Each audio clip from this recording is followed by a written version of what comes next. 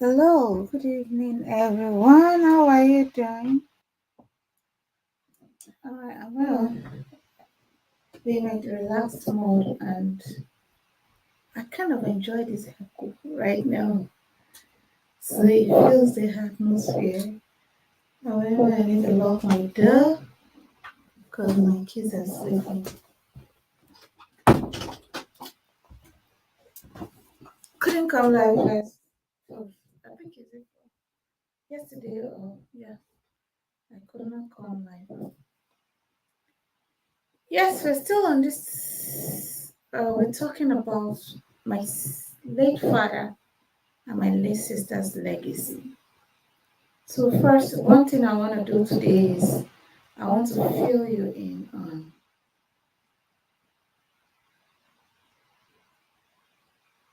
who my father is before I get to who my father is.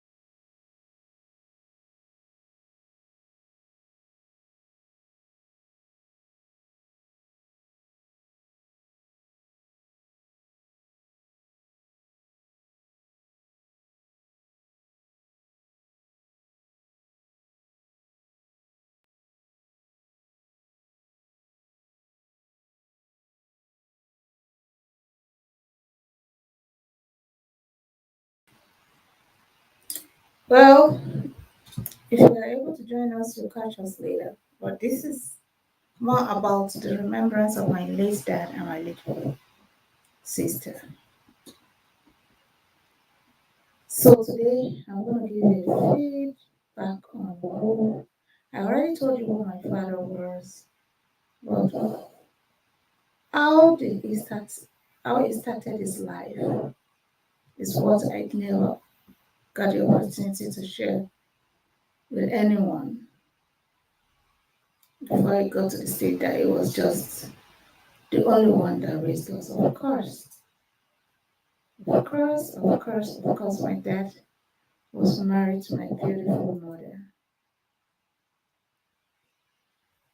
So, and that's both of them over there.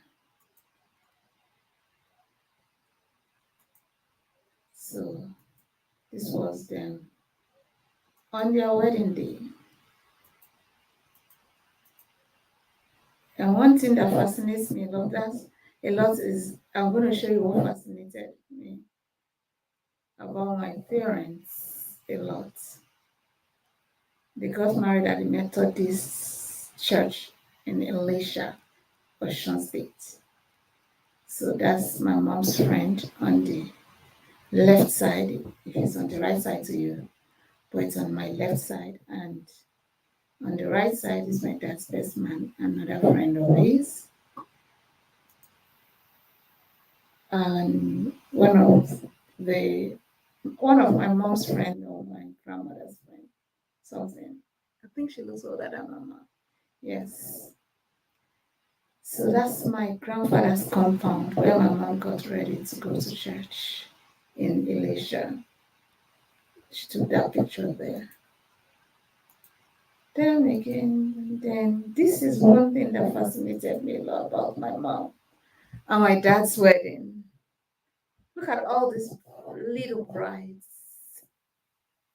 flower girls, all these little All these flower girls and page boys. Look at them. Right. Some of them are parents today, and some of them are grandparents today.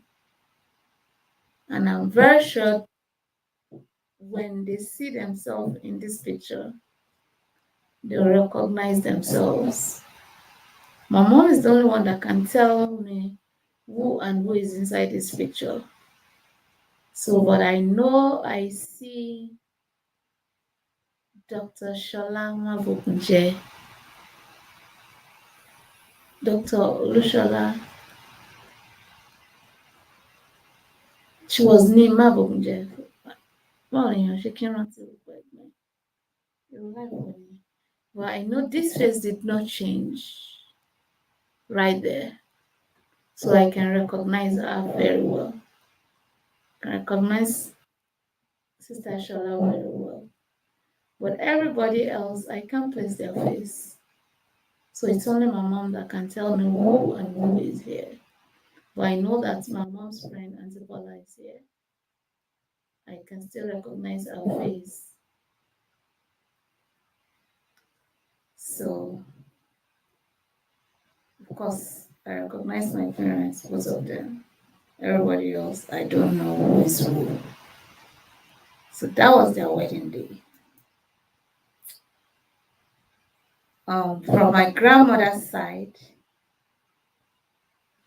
on this side are the Adesanyas.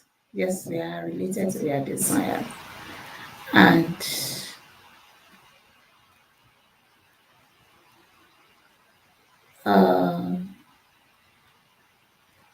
the Sholaros, I think. And now on this side are the Mabunjes, and I think this is Justice Mabunje right beside my dad. Looks like her though. Yeah, it looks like her. I can't miss her face. This is my grandmother. Yeah, she's the shortest of all the women there. I believe that's my grandmother and her siblings. So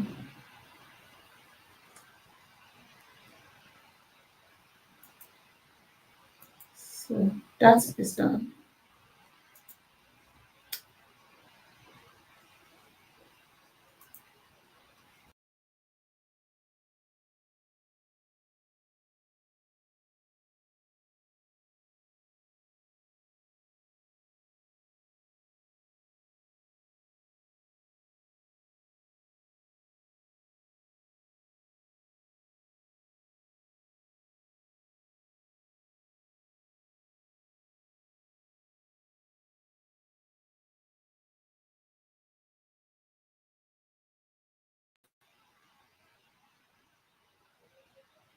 Why? Why am I talking about my father's legacy and my sister's legacy?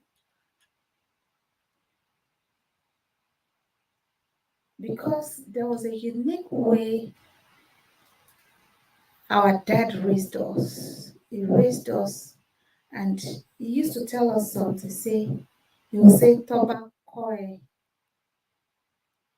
watuntun rai ko. I can give you a lesson. My dad would say, it's one thing for me to raise you, it's another thing for you to raise yourself again. And he always says this one thing. And in everything that you do, make sure you are God conscious.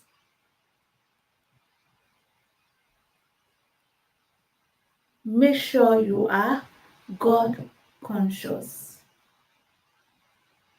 And in Yoruba and in English, don't just be God conscious only, but be contented with what you have.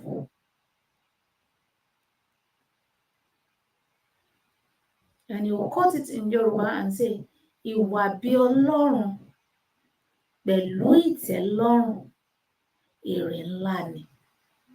Godliness with contentment is a great deal. Godliness with contentment is a great deal. Then one thing our dad made us conscious of is not to be, one second.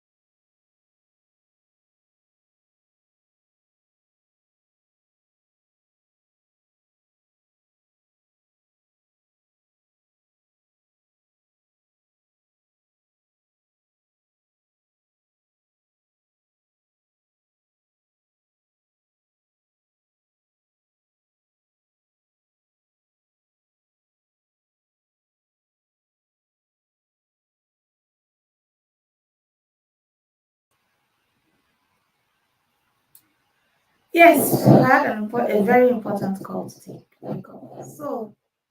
So you see, that was one thing that was very important about my dad, and the reason why. Another lesson my dad taught us was this. During those periods when he would go to his nieces and nephews' wedding, or come back home and start talking to us, my dad started talking to us about a lot of things, especially sex education, from when we were very young. We were 5, 6, and 7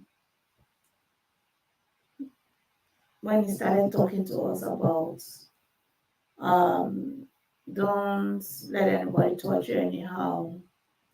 And then by the time we started reaching the puberty ages of 8, 9, and 10, he started talking to us about if anybody touches you, especially for the girls, touches you now, you can get pregnant. And you won't have the opportunity to get married or have a wedding or stuff like that. Education is better. That was when he started teaching us about iṣẹ́. Work is the antidote to poverty. Hard work is the antidote to poverty. He also taught us the parable of not being a divided nation. To be together. That's one of the lessons he taught us. He made us education conscious. If you remember, I spoke about John West Group of Companies, and I told you that I was going to tell you how John West Group of Companies not paying salary affected our lives as we were growing up. Please, if you are a boss to anybody or you are hiring and employing people to work under you, be conscious that apart from your own life, especially if you are married and they have children, they have your wife and they have kids to take care of, I think it is fear. And I believe, and I'm not just believing, it is a very fair thing, especially this is very common in Nigeria. When people hire people and they don't pay them salary, and you are making money and they are working hard for you, it is fair for you to pay people's salary. Don't be the kind of employer that is tight-fisted and then you derail other people's life, and yet you're sending your own children abroad, send them everywhere, and then at the expense of your employees. Some bosses, when they travel, their employees will starve until they come back. If it's 3 months they use abroad, their employees will lack salary. Thank God for my former boss, people like Mama Nikki Africana. No matter what she did, she made sure whenever she was traveling all over the world, wherever she was going, when the manager was not available, she gave me instructions on how to make sure the salaries were paid.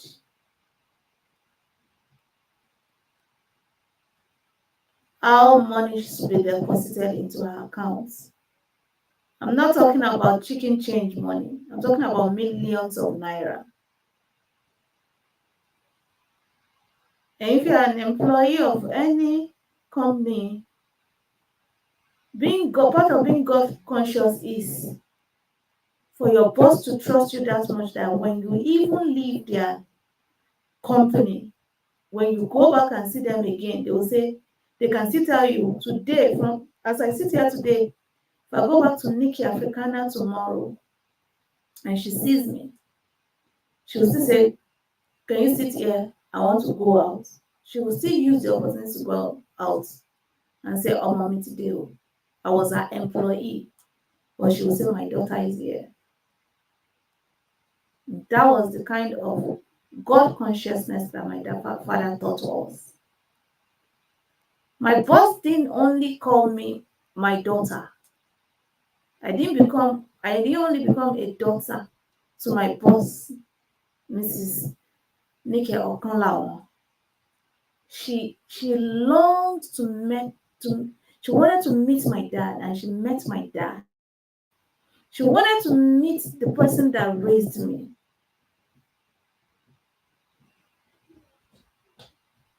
So much that she can leave millions into my hands. Do you know how much she paid me?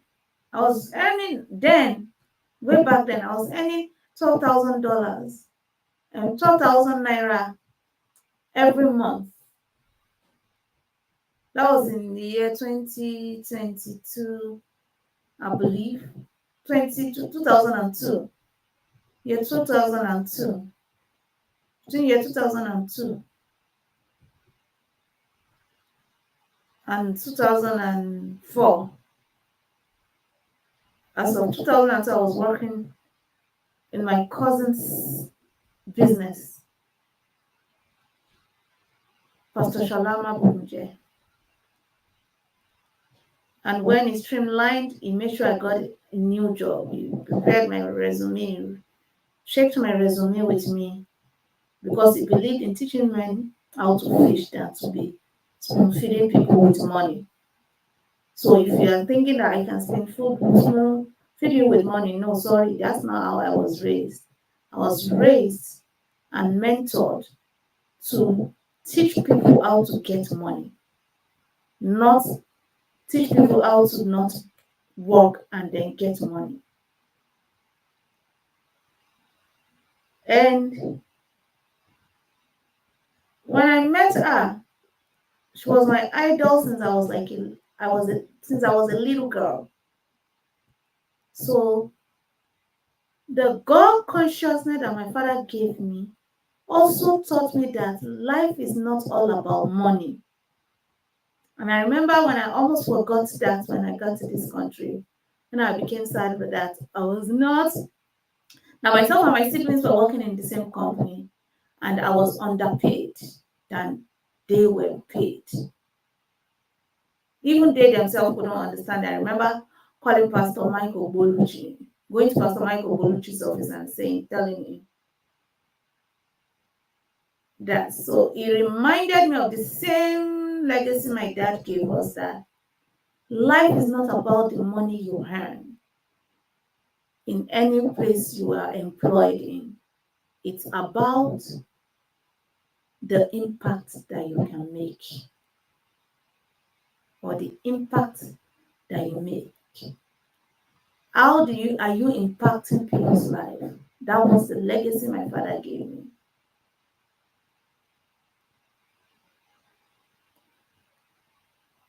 And Pastor Mike Oboluchi reminded me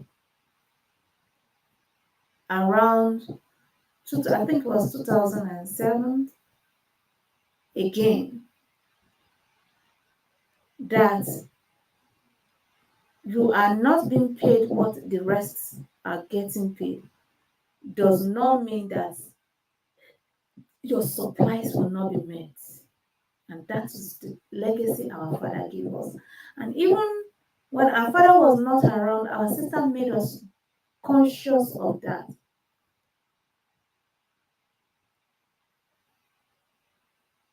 Our dad made sure we were always going to church. I know that whenever my dad was not in church, my siblings just say, well, for some reason, I love to be in church. So I will always find a church that is walkable to the house and go there. Once my spirit can settle in that church, I'm going to go. Until my dad will now come back and say, okay, we're going back to church, because my dad will leave Ogun State to go to church in Lagos State. Once my dad's spirit settled in a church, my dad can leave Ifo Ogun State to go to church in Victoria Island every Sunday, and he will do it.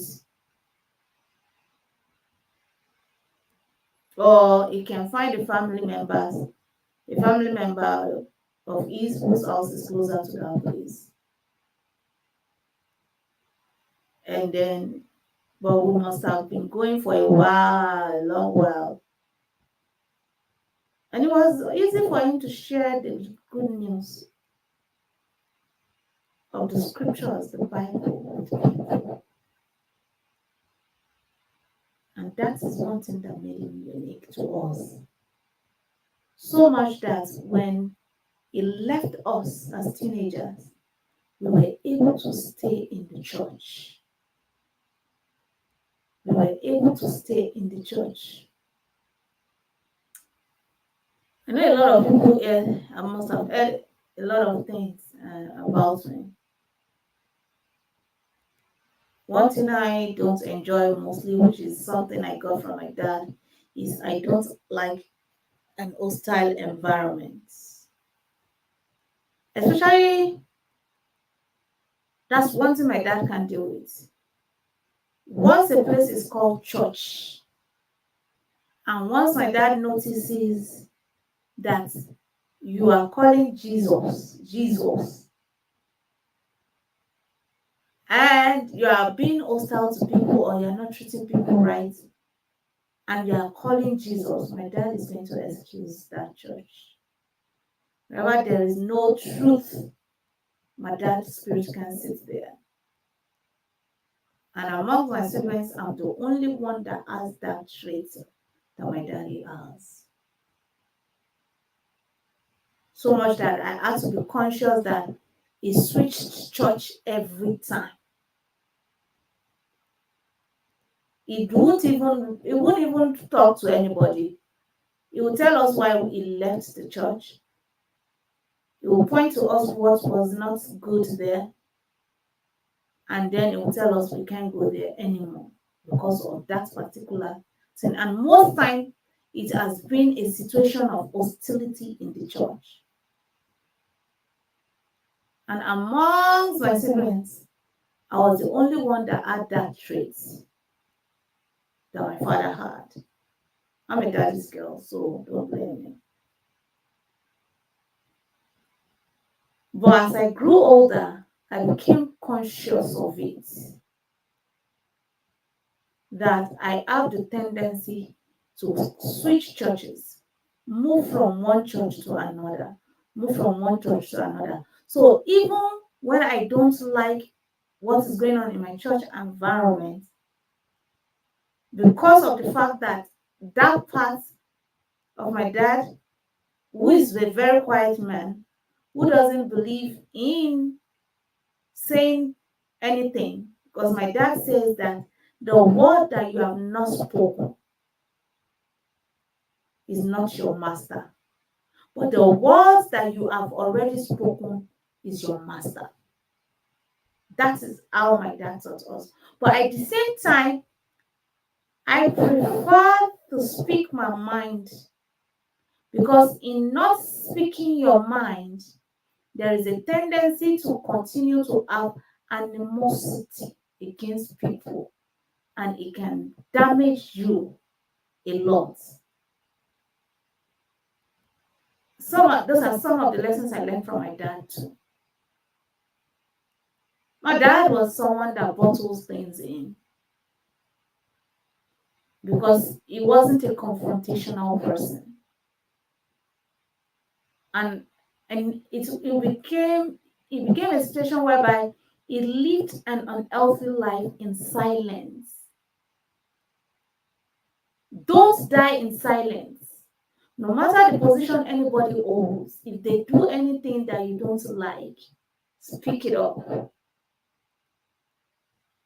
In that aspect of that saying that when I'm training you now, but it is now your duty to retrain yourself. If your brain can handle bottling up, congratulations to you. Keep bottling up. But if you are the kind of person that people are doing things that is not sitting well with you, and you find out that you are bottling things up and it's affecting your functionality, because your functionality can be affected. Your progress can be affected when you bottle things up. So it's better for you to speak up.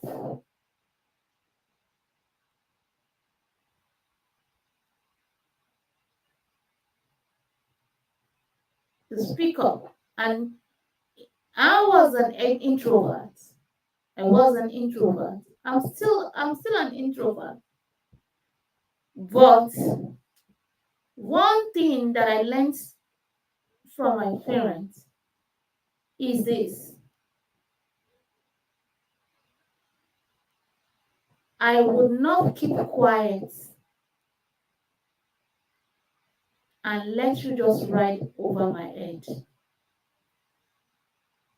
And I didn't start speaking up about what I don't like until I got to this country. Because a few things happened to me, set up all kinds of people setting you up because they saw you as a vulnerable person.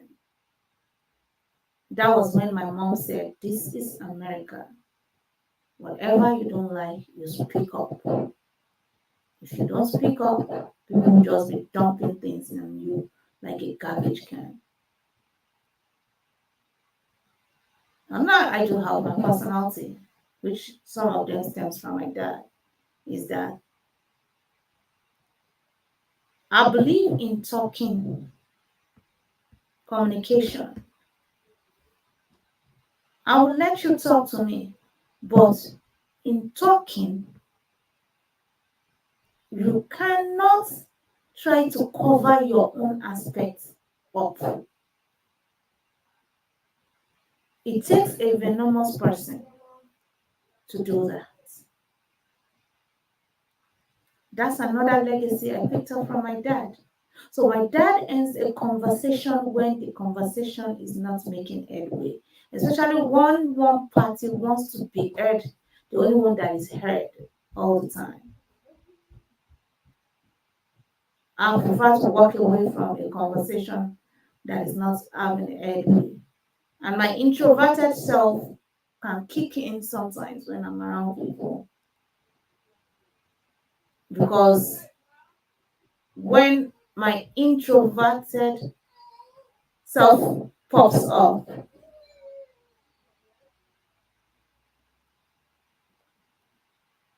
I give people space, which is what my dad usually does.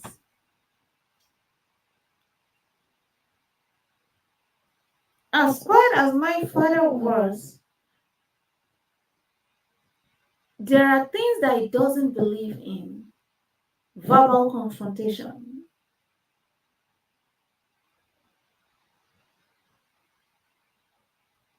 But when you go physical with him, you can be talking and moving your hands and do anything, but don't touch my dad.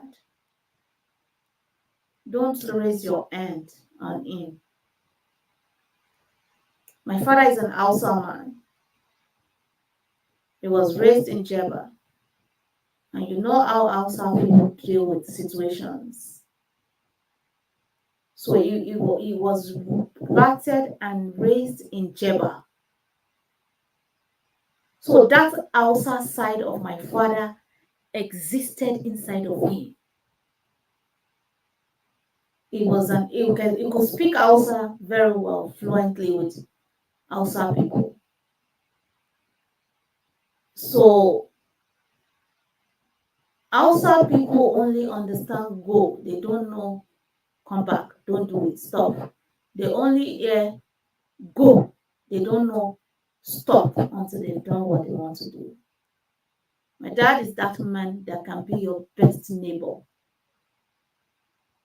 And he will greet you, say hello, and if you need help, if you need somebody to come and stand up for you, speak for you, my daddy will be there for you. That was the kind of person my father was.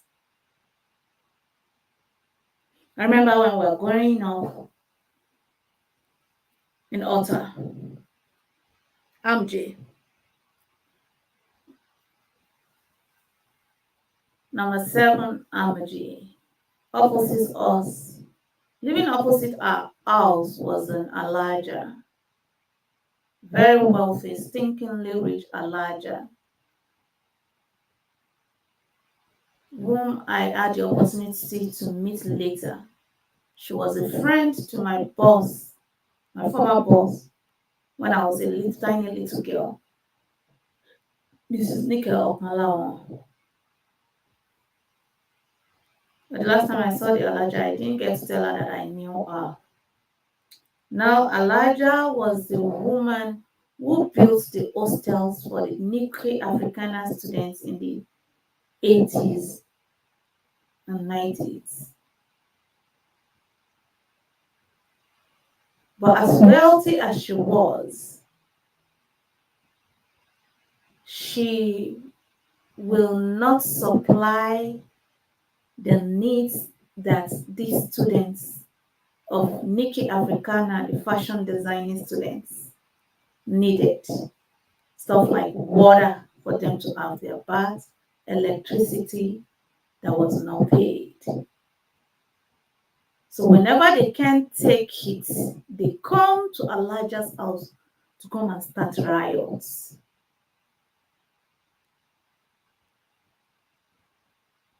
My dad would leave our flat to go to the opposite house on the other side of the road to go and calm the situation and talk to the ladies. If you went to university or polytechnic in Nigeria, you know what it means to have aluta continua, aluta continuum, aluta. That was the situation in the 90s and the 80s. They will bring sticks, machete, and all those things ready to fight. They were screaming on their matron to come down from our flat, that if they were ready to beat her up and all those things. Now, meanwhile, as a little girl, one thing I noticed was that my former boss was not in the know of this, because when you were a student in Nike Africana, so you rented a hostel from the hostel that is being leased out by the Elijah.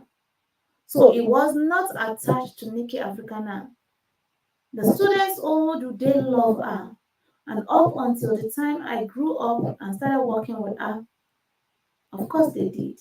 So what am I trying to say? My dad was not only God conscious, but he had this wisdom to calm situation. This thing that Yoruba call ọ̀rọ̀ tútù náà fi máa ń yóbi lápò. To the extent that my daddy didn't even know that these ladies were marking his face as a man that puts positives into a situation that always should have been much more escalated. But for some reason, he had that charisma. Women can be very animalistic. Men think that they are much more powerful than women. You need to see a bunch of 500 women wage a war on one powerful individual. Then you will know that women are much more powerful. And it can only take a single man, a male, with the right words and the right charisma to calm a group of women down. Because once women go into a fighting mode, they don't stop until they have destroyed what is disturbing them. That is who women are. That's what makes women powerful. If you see a man or a father advising their son, saying, may you not see the fight of a woman, it's a very weighty word. One woman can destroy a whole generation. Just one woman. So imagine having over 500 women get upset and trying to get rid of what makes them uncomfortable. And my dad will go into the midst of those kind of women. And I'm not just talking about women or young ladies. I'm talking about ladies that went to school to fend for themselves. There are some that their parents were not fending for. They had to go into prostitution to get the money to do what they need. You need to hear the things that they will be saying to the matron of their hostel, saying, I've been going around, messing around, I'll need to clean up. For over a week now, I've not been able to clean up. You not give me water, you don't give me life. I'm sweating, I'm stinking. So for one single man to walk into the midst of them and calm the situation down, that was the kind of charisma my father had.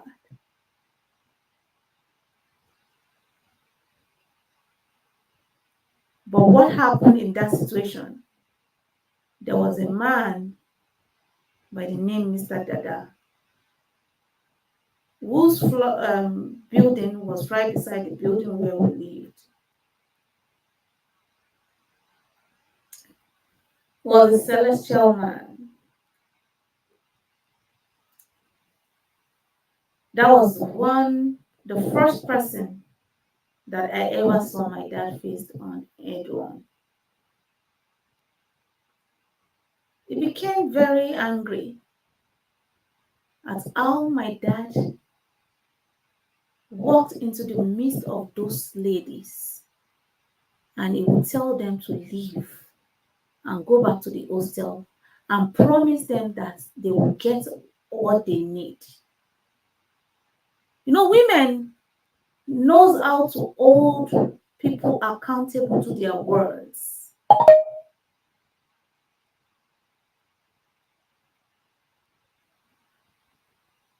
So once my dad assured them that everything will work out, that he would talk to their matron, my dad did exactly that. So they could trust him. Now, my dad was somebody that did things not because he had anything to gain from it. He just believes that the world will be a better place if everybody is treated right. And for some reason, once he tells them, go to the hostel, don't worry. By the time you wake up tomorrow, I would have talked to your matron. She'll give you water. There will be light by the time you are waking up. And so true. My dad was able to talk to the Elijah. Elijah that will not come out from upstairs will come downstairs to in front of our gates to come and talk to my dad. Elijah doesn't just talk to everybody and anybody. It wasn't because my dad was wealthy or anything, but my father was a man of dignity and integrity, and people held him in that esteem. Elijah will come down and speak to my dad. And whenever my dad begged Elijah to give these students of Nikki Africana water and light, and my daddy will beg her to promise him that they will get what they need before the dawn. Elijah will promise my daddy that they will get what they need before the dawn. And exactly before the dawn, there is light and there is water in the hostel.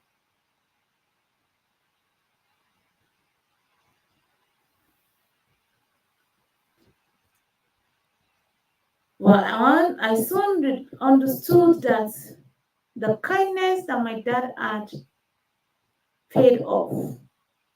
When one night we started bothering him and saying that we wanted to go and see our grandmother. We loved our grandmother so much. And so the only mother figure that we could attach to, with our mom being here in the United States, was our grandmother, our mom's mom.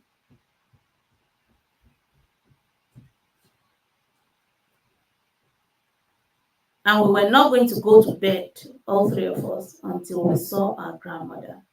Our daddy said no. Then we refused to go to bed. So he said, so if I take you to your grandmother in Surulere now that's in Otta. Songo is now, up to Amj, is now part of Otta now. At least I think I discovered that before I left Nigeria. So from Songo Otta to Surulere, where my grandmother lived, our daddy would take us to Surulere to go and see our grandmother. And then by midnight, we are returning home. But on this fateful night, as we drove out of the gate and locked the gate, we started leaving to see our grandmother. We got out of our street, going towards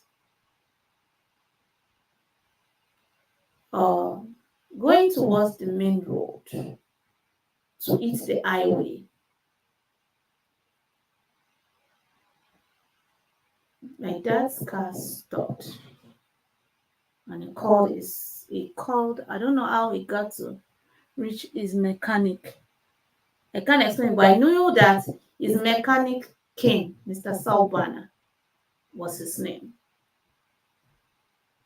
Mr. Salbana came, but one mistake he made that night was instead of using a flashlight to check what was going on in the engine, he lighted a candle. Whatever happened while they were checking the candle, but maybe it looks like the candle fell and the car went up in fire.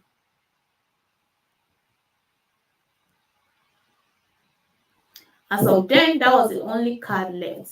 As of the time my dad was working with John West School of Companies, he had 5 cars.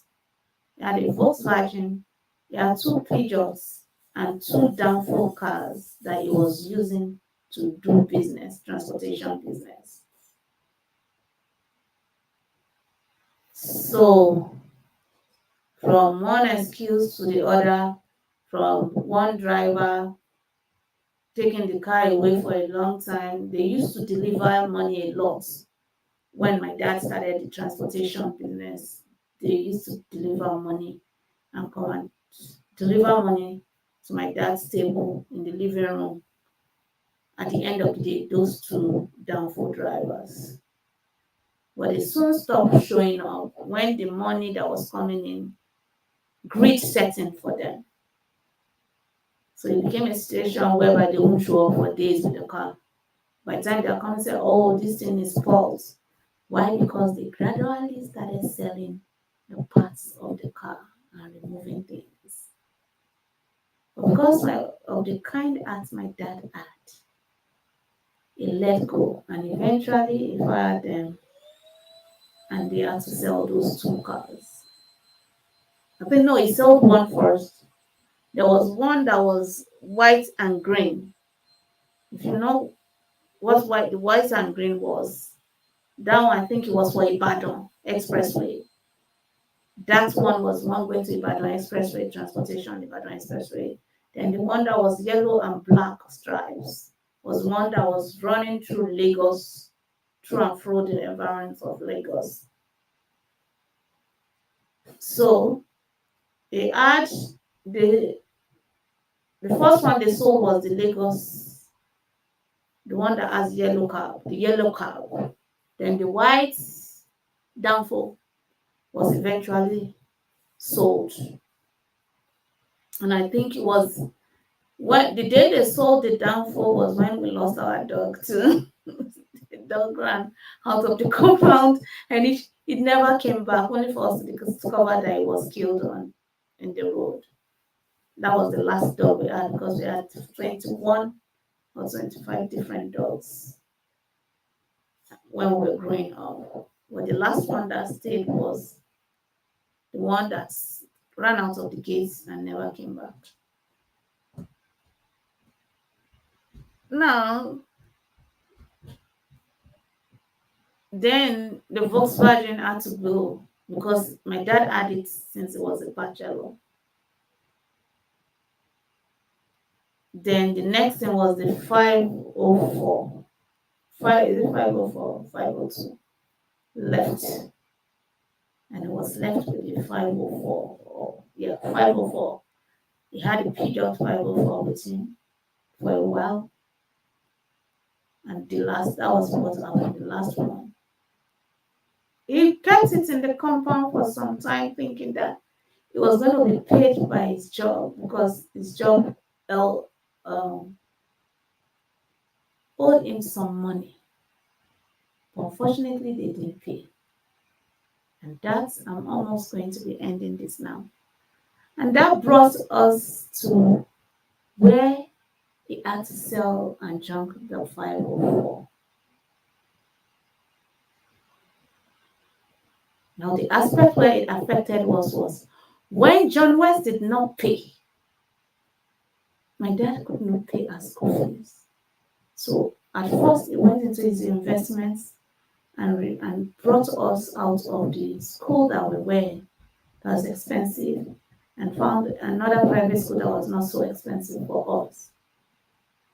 And as soon as he continues to invest his money on our education and feeding, and money was not coming back in, all the money invested in business, people that wanted to run the business. He kept changing schools for us, because when schools get expensive, his resources was reducing because John West was not paying them. At the point, he was still going on public transportation to John West to work. But after a while, he said he had to resign because he was just wasting his resources and his investments going to work at John West, and money was not coming back in. He tried looking for another job. He couldn't get a job because the situation in Nigeria had now become a situation where by once you get to certain ages, companies didn't want to hire you anymore. So if you are being jealous of our children entering into university at the age of 14, 15, 16, 17, and 18, sorry, don't be jealous. Because it is because the Nigerian children have to start their education at 1 or 18 months. And once they can start writing and understand the aspect of the first step of their education now, the next thing is a double promotion, or the parents start investing money into that child to get the best of education so that they can rapidly complete their elementary, middle school, high school, and out of high school straight. Now people don't wait for their children to write JAMB in Nigeria anymore. They just fly them out of the country, because in Nigeria, graduates were not getting jobs. And thank God, by the time it was the year 2002, 2004, most graduates graduated from the university becoming business owners, starting from learning how to do ashoke, beads. And that was where it first started from. Then we saw people going into hairdressing and fashion designing more. And then from there, it expanded into even males jumping into it. Before, it was the women that were going to do that. Before, males, they didn't have anything else to do than to go and become a conductor, a danfo, or in the process, a graduate becomes somebody that was smoking Indian hemp, marijuana, is what, and then they do all kinds of nonsense, drugs, and start losing their mind. As rehabilitation, vocational rehabilitation came back to Nigeria, people's lives started changing. So, and finally, in the aspect of John West not paying, the employees soon took them to court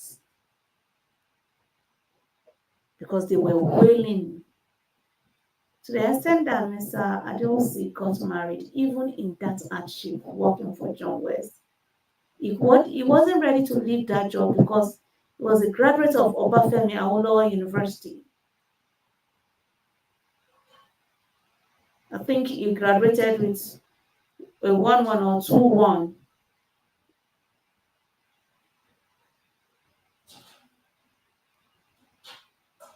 But then he couldn't get a job once he was over 35.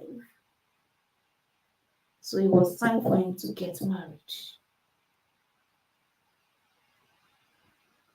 And when it was time for him to get married, Coca-Cola was the only company that paid their employees excellently well in Nigeria in those years.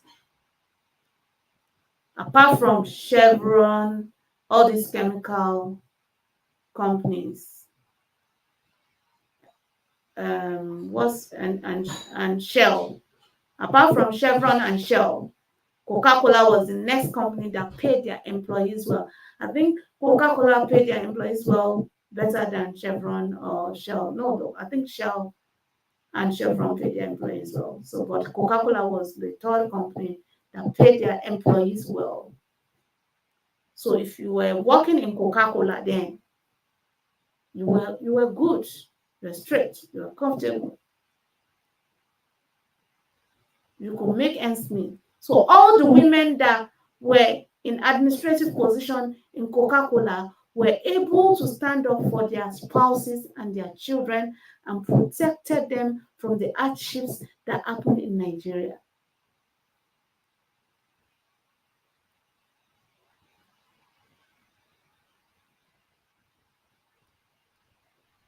Oh, what happened to my mom? My mom was still a student in this country during those periods. She tried her best sending things home. Sometimes she's unlucky with the people she sends. Sometimes people will bring the thing that she sends, and sometimes people will step on them and don't deliver. They'll deliver it to their own families instead because Nigerians were wailing and crying.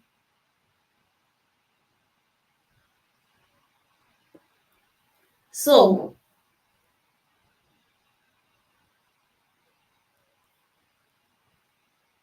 it soon got to the situation where we had to be homeschooled. That was the damage that was done by John West Group of Company. But before then, my dad foresaw that that situation was going to become into that, him having to homeschool us. So he started buying books for us. He started buying a lot of textbooks with the little money that he had left. He bought textbooks, mathematics, sciences, social studies, elementary science books, drawing books, maths books, maths exercise books, writing books, playing exercise books. He had a bunch of school supplies at home for us, and he would go to the States to get syllables for us, and that was how we became homeschooled from a very young age until we were ready to start getting into middle school. Because Jack Conde did not pay my father's salary, John West Group of Company did not pay my father's salary, we ended up being homeschooled. So all the times that my dad couldn't get a job, he wasn't working, my dad invested his life into us and educated us. He educated us to a great level. He was inside the house, he promoted us. We did all our tests. He was inside the house, except for me and my younger brother, that my sister got prepared for primary 6 and did her first common entrance into the secondary school. He started a business and he was able to send her to a private school, which was Victory Grammar School in Ikeja,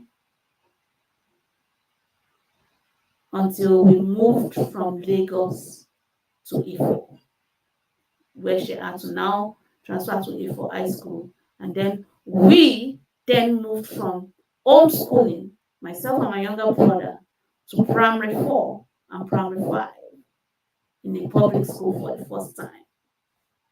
Was when we went into a public school, grade 4 and 5. It was in that instance that I heard for the first time in my life that I was a brilliant kid. Everybody called me. That one is not my story is not a part of the story for today. I'm talking about my dad's legacy.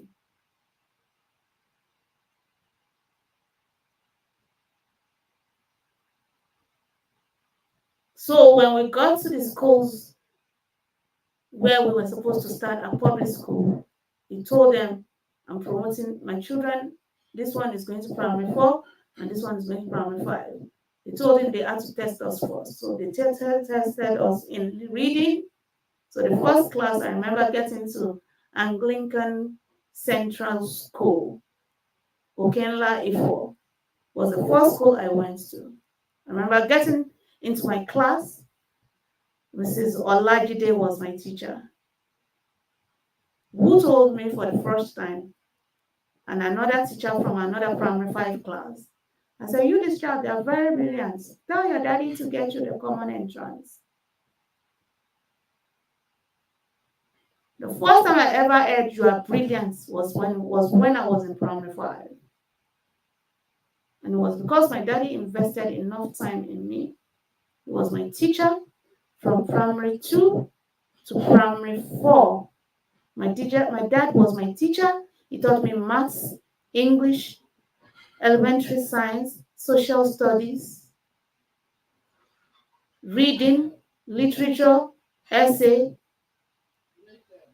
My dad taught me that.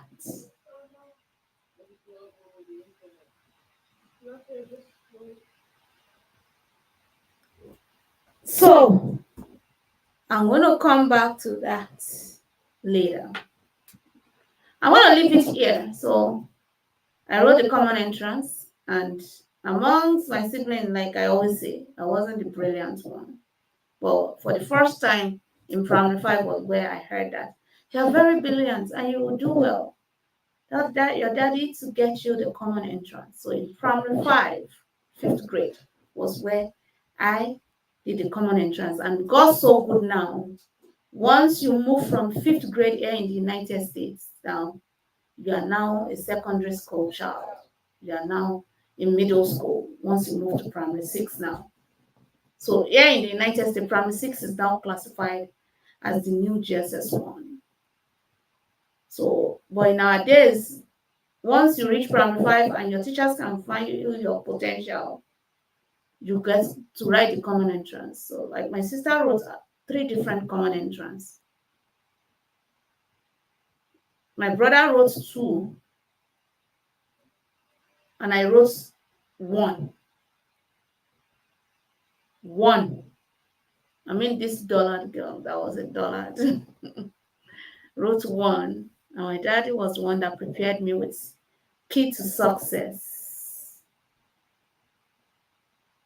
The textbook Key to Success was what my dad used to prepare me. I was sitting between my dad's lap.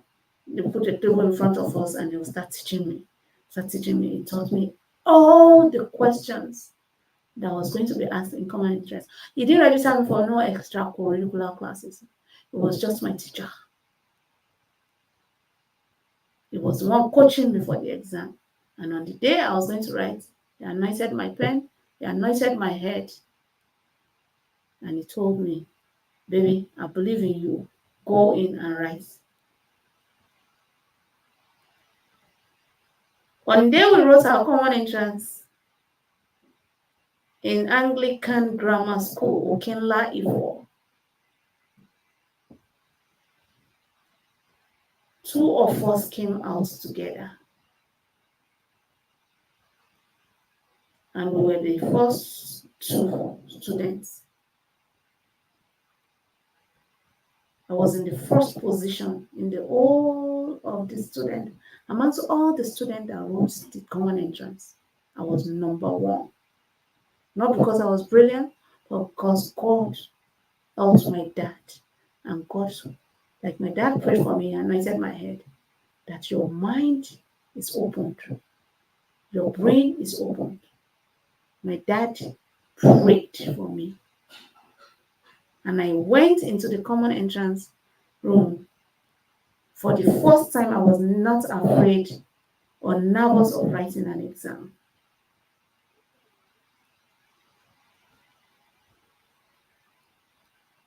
The rest of the story is for another day. So that was my dad's legacy.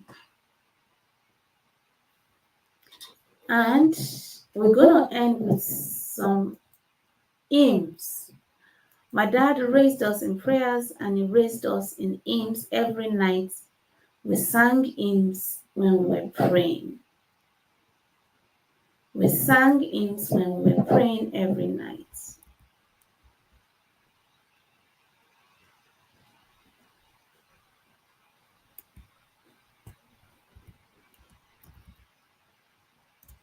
My dad made us sing CONCIOUS.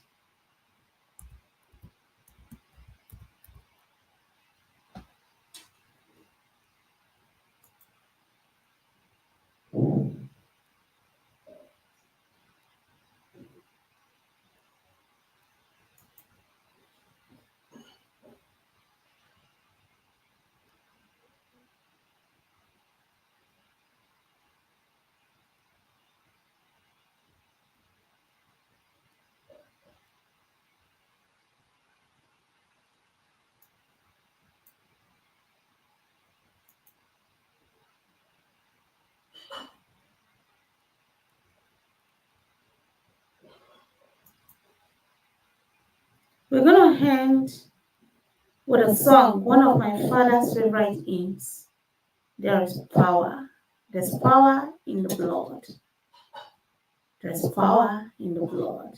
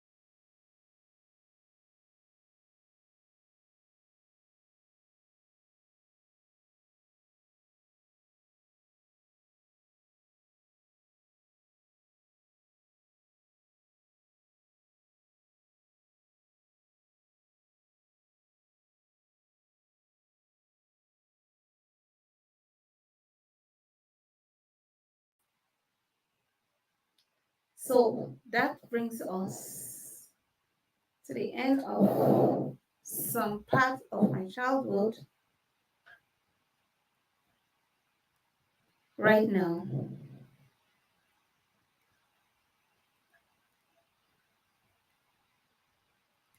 So as we go into the midnight hours,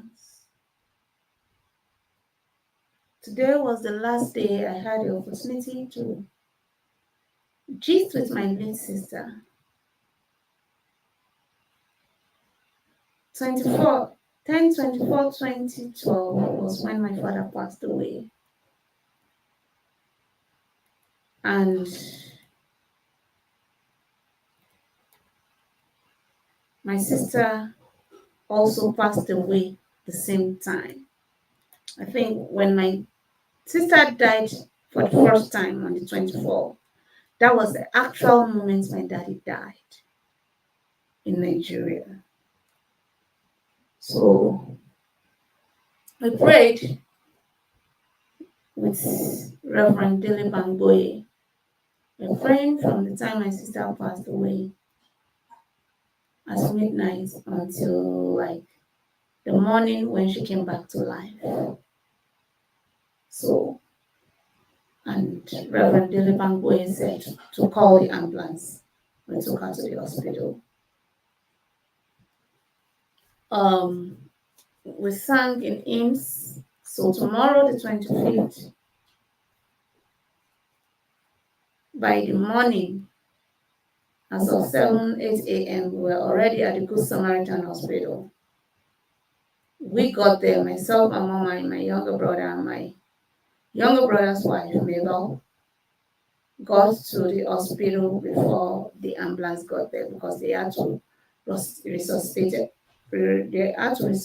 her a couple of times before they got to the hospital. So we sang hymns, and some of the hymns that kept myself and my sister, my younger brother going on during the years where our dad left us when we didn't know where he was, because he was due of a very huge amount of money that he thought he was going to multiply and invested it in business, another business. I told you my father was an entrepreneur. He went into cocoa business, farm business, plastic businesses, bottle,